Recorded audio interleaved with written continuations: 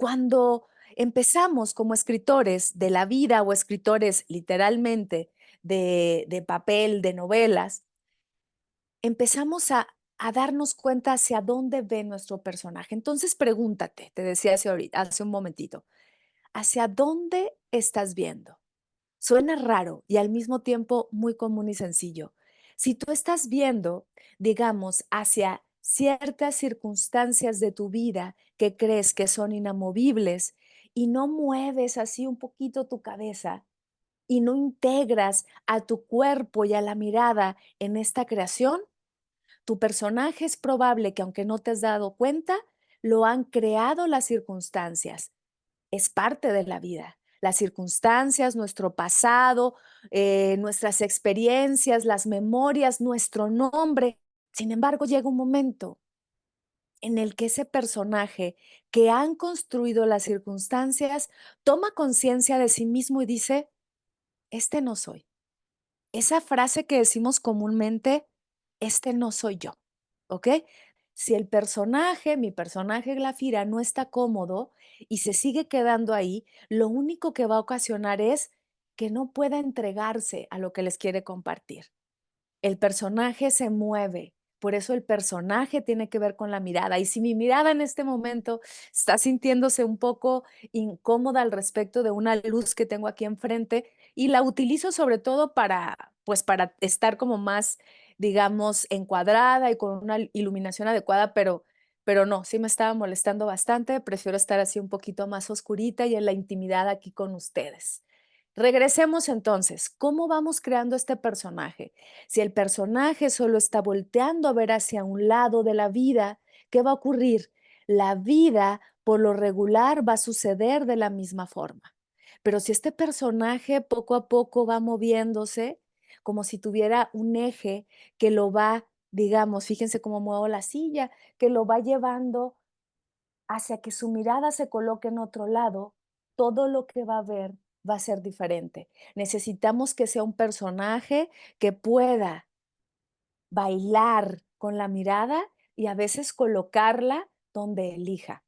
Partamos desde ahí. El personaje tiene que ver con una mirada. Cuando nosotros hablamos de la literatura, por ejemplo, estamos hablando de un personaje que se coloca desde un punto de vista que habla desde una narrativa, es decir, desde una voz. Y si nosotros no nos damos cuenta cuál es esa narrativa en nuestra vida, vamos a creer que la narrativa de nuestra vida es la que nos han dado, la que nos han dicho que somos, pero siempre hay una posibilidad de reescribir a este personaje una y otra vez, porque el ejercicio del escritor no es solo de aquellos que nos dedicamos a la literatura. El ejercicio del escritor tiene que ver con aquellos que tomamos la elección y la determinación de escribir nuestra vida diariamente. Y puede ser literal en el papel, pero también puede ser con las elecciones que tomamos, con las circunstancias a las que nos enfrentamos y con las experiencias a las que sucumbimos. Vamos a partir de eso a varios personajes que nos van a hablar de un proceso que el mismo personaje literario tuvo que llevar para adentrarse hacia sí mismo, y el mismo personaje, como si fuera un juego de espejos o una metaescritura, se cuestiona a sí mismo, a su existencia y se pregunta quién ha estado siendo. Estoy hablando, por ejemplo, de personajes, por ejemplo, como Meursault, personajes, por ejemplo, como Frankenstein, pero la criatura sobre todo. Ahorita me voy a adentrar bien en cada uno de estos personajes para que tú veas, ¿no? Meursault, el del, porque ya no dije de dónde venía, del extranjero, de Albert Camus, o Antoine Roquetin, que es el personaje de La náusea, de Jean-Paul Sartre, y cómo se fueron también reconstruyendo como personajes y al mismo tiempo esto tenía que ver con la mirada transformadora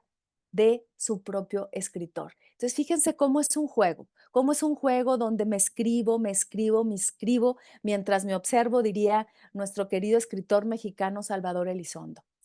Detengámonos qué es lo que ocurre para empezar a crear un personaje, donde a veces ese personaje representa un filtro inamovible, porque así lo queremos, una máscara que nos impacta, y lo único que está ocurriendo es que esa máscara a veces ya no nos funciona.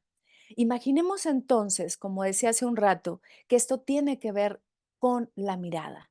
Voy a tomar algunos recursos de lo que la gran filósofa española Mónica Caballé llama filosofía perenne. Les he recomendado muchísimo este libro que se llama El arte de ser, en donde Mónica habla maravillosamente y bellamente sobre esto que yo voy a decir de manera, digamos, muy al vuelo, porque lo he explorado en otros programas, sobre cómo nosotros estamos sostenidos desde el nacimiento de un estado de plenitud. Digamos que dentro de la filosofía budista a esto se le llama una mente natural, una mente plena. Entonces nosotros digamos que cuando llegamos a este mundo, llegamos con esa ese estado de pertenencia, voy a tratar de no hacerlo muy complicado, hacérselos mucho más claro para poder irlo enlazando con la idea del personaje. Esto, como les digo,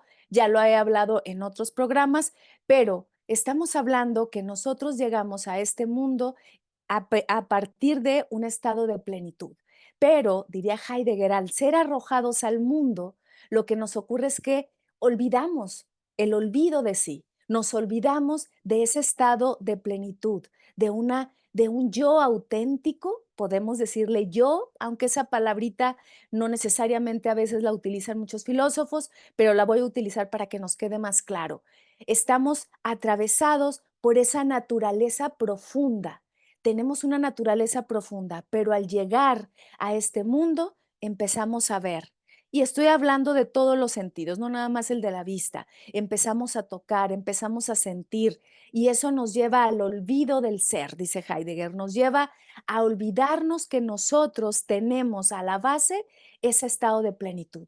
¿Qué ocurre con ese estado de plenitud? Bueno, ese estado de plenitud, de quietud, nos es propio, dicen desde la filosofía budista, nos es propio, pero para poder habitarnos acá, necesitamos de la construcción de una herramienta.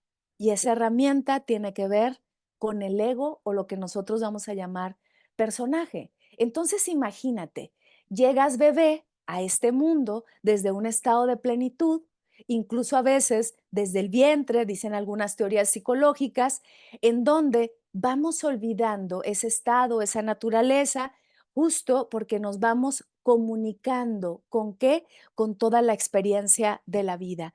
Y la experiencia de la vida entonces nos va jalando más.